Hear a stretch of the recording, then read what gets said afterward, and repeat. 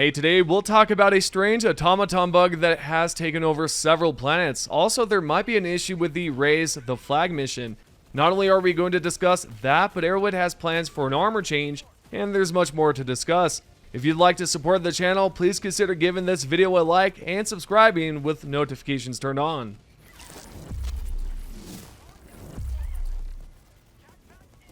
The topic we have today, which I think is well worth bringing up, is that there's been a strange automaton bug that's popped up earlier this morning.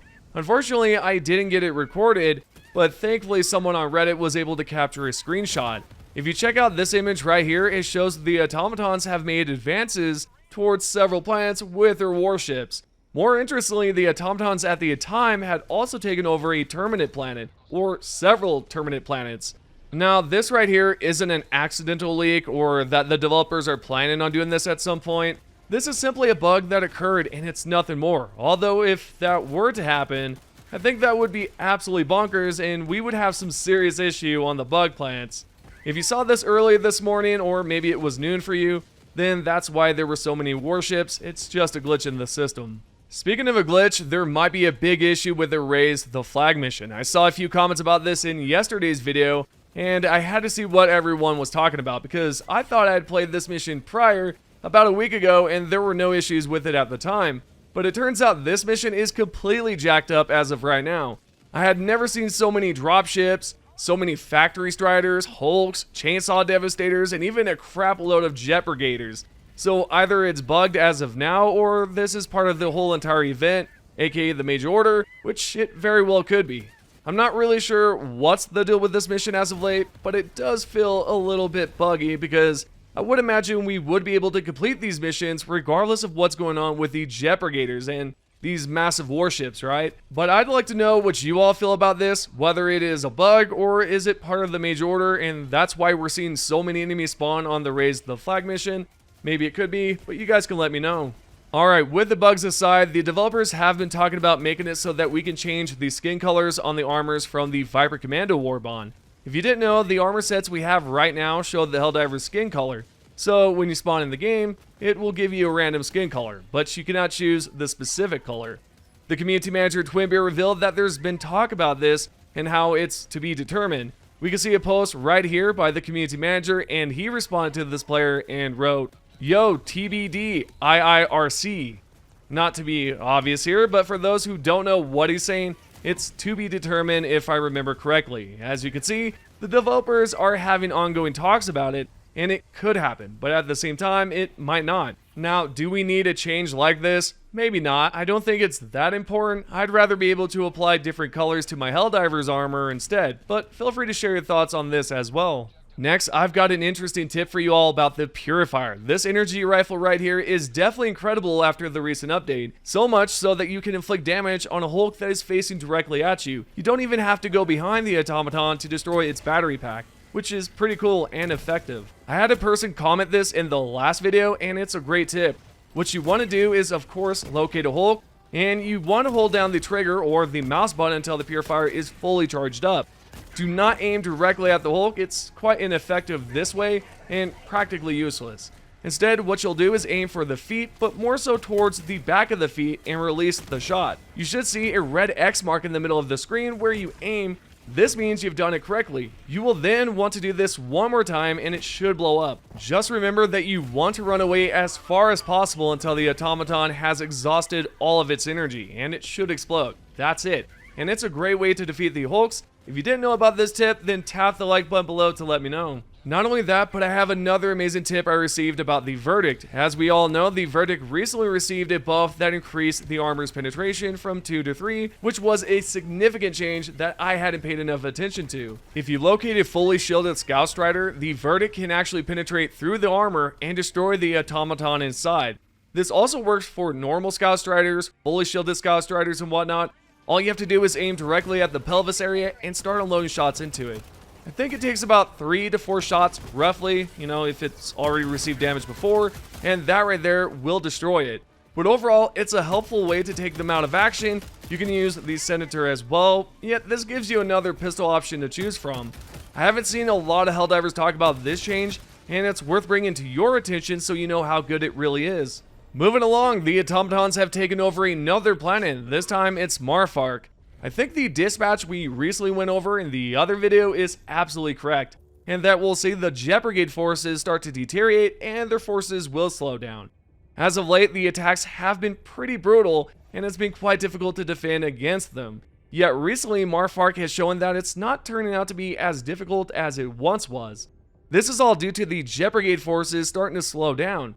We should be able to defend Acer Pass, and it should be fairly easy to win when it comes down to defending. So wait, you might be wondering, why did I say Acer Pass? Well, I believe that's going to be the next location we have to defend, and that's the one I believe we will win. I don't believe we'll win Marfark, but hey, I could be wrong, but as of right now, it looks like we're losing. What I suggest we do right now is just continue defending Marfark, and then eventually we'll lose, but then we'll be heading over to Acer Pass, and that will be the next destination. But yeah, you guys can obviously tell me if you think I'm right or if I'm wrong, but that's what I think. On a completely different topic, we're going to go over a few datapad entries as well as different objects in the game that reveal notes about what the SEAF team had written, and there are a few other interesting ones as well. Let's start off with the SEAF communication device. Right here, the first one says, The Colonial Overseer's Handbook, a guide to planetary terraforming, resource extraction, and colonist management. Approved by the Ministry of Expansion. So someone had a guide, and yeah, that's what I found in game. Of course, I'm not going to show you the screenshots because I had taken them out so that it's easier to see what the actual message says. But we have another SEAF one that says, Notice to the colonists, a military operation is being conducted in your vicinity. There is no need for an alarm. Please remain indoors until further notice. Coming up at number 3, the third SEAF communication device says, Due to the exceptional hazard of the current posting, all SEAF soldiers and their approved domestic family units will be granted Class C citizenship following mission completion or death. Well, ain't that nice? So either you complete it or you die. Either way, you'll be granted a Class C citizenship. Interesting. But that does, obviously, that goes for the whole entire family, but still, that's interesting. The fourth SEAF communication device is kind of sad. So right here, this one says, The screen shows a picture of what must be a SEAF soldier's family, holding a banner saying, Defend our freedom. Oh boy, yeah. Whoever the family was, they lost their brother, sister, whoever the hell he was, they lost him all due to the war, and that sucks. So wherever I found this note, it was obviously on a body, but I didn't see at the time if there was a picture. That's what the device says. The fifth SEAF communication device right here says, Emergency warning, hostile forces incoming. Evacuate immediately. Emergency warning, hostile forces incoming. Evacuate immediately. Okay, nothing too special about that one. The next one, which would be the sixth SEAF communication device, says, Order, do not retreat, defend liberty at all costs. Same thing with the last one, not too important, nothing too crazy there. Last but not least, for SEAF communication device, we have this one that says, Memo to Colonial Overseer. In order to best serve freedom, the security budget for your colony will be reduced by 23.7% for the next fiscal term. Wow, so they basically ripped this whole entire colony off on security budget by 23.7%. Oh man, that's insane. So maybe they got wiped out. Who knows what happened? Yet I thought that was pretty crazy to see. The next one is a hastily written note, and this one is by someone named D, and he comes up pretty often. We have this one that says, Took stash, needed it, sorry, P.S. This man was dead when I got here, D. Then there's another one that says, Was low on supplies, took ammo, left oatmeal, good luck. Yeah, I would like to know who D is and what does D refer to? D's nuts. I just imagine somebody saying that. But yeah, I wonder who D is. Do you guys have any ideas? If you can, let me know down below in the comments. And lastly, for notes, we have a handwritten note that says, Cache inventory, 300 rounds for Liberator ammo, 14 stems, 12 gallons water, 3 frag grenades. Nothing too special about that note, but hey, I thought I would include it so you guys know basically all the notes or all the datapad entries. What we have next is kind of funny, but this one is a bloodstained library card, and it says, Remember late return stills from us all.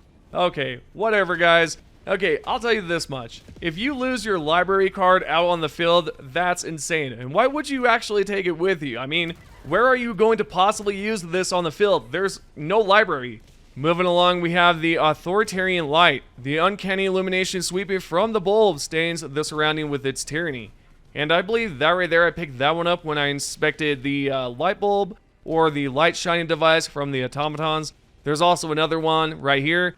On the surface, only a lamp, but any true patriot recognizes this for what it is, an abomination. Clearly, we're all about saying, screw the automatons and their damn lights and their, lamps and whatnot.